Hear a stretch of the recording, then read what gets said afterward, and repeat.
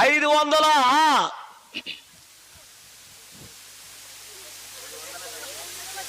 3వ వచనం తల్లి అయ్యారు.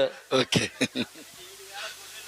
7,000 గొర్రెలను 7,000 గొర్రెలు 3,000 ఒంటెలను 3,000 ఒంటులు 500 జతల ఎడ్లను 500 ఎడ్లను 500 ఆడగాడిదలు కలిగి బహుమంది పనివారు అతనికి ఆస్తిగా ఉండును గనుక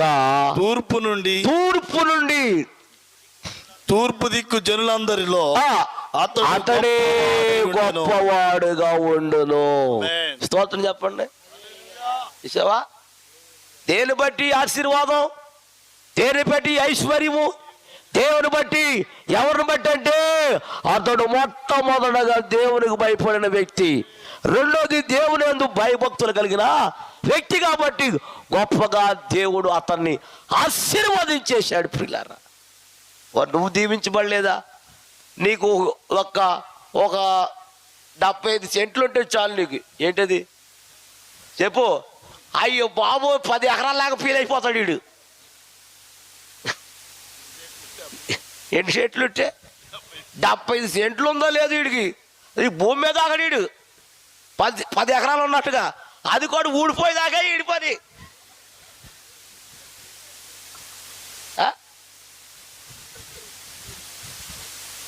ఇంతనికి ఎంత ఉందంటే బహు పని వారు ఉన్నారంట ఈయనకి. స్తోత్రం చెప్పండి గట్టిగా. ఇంకా దీవించి పడుతున్నాడంట ఎవరో యోబు గారు. ఇలా దీవించి పడుతుంటే పక్కనోడికి ఏమొస్తుంది తెలుసా? పక్కడికి ఏమొస్తుంది? నోరు తెరిచి చెప్పండి అమ్మా. అసూయ, మాయదార అసూయ. ఏదైనా ఉండొచ్చు కానీ ఇది ఉండకూడదు. ఏది చెప్పు? ఎవరి మీద? పక్కోళ్ళ మీద. నువ్వు తినవా? తినేదాన్ని తిన్నావు నువ్వు. మనిషివా లేకపోతే? నేను అనలేదు ఆ మాట, నాకెందుకు ఆ మాట? స్తోత్రం చెప్పండి గట్టిగా. హల్లెలూయా.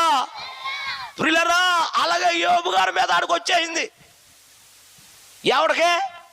సైతాన్ గడుకు కుళ్ళు పోతున్నాడు. కుళ్ళు కుట్ర పెరిగిపోతుంది అడికి. ఎవరిని చూసేటప్పటికి చెప్పరమ్మా, ఈ లోకంలో కూడా అట్టిపట్టి వ్యక్తులు ఉన్నారు. ఒకరు దీవించబడుతుంటే పక్క వాళ్ళకి కుళ్ళు కుట్ర కూర్చోతో పెరిగిపోయి ఏమైపోతాడో అనేది తెలియదు అడిగి. స్తోత్రం చెప్పడు గట్టిగా. అలాగే వీడు తట్టుకోలేక వచ్చేసాడు దేవుడి దగ్గరికి. వచ్చేసి చెప్పలేస్తున్నాడంట ఎవరి మీద? దేవుడి మీద. ఎవడి గురించి? యోబు గారి గురించి.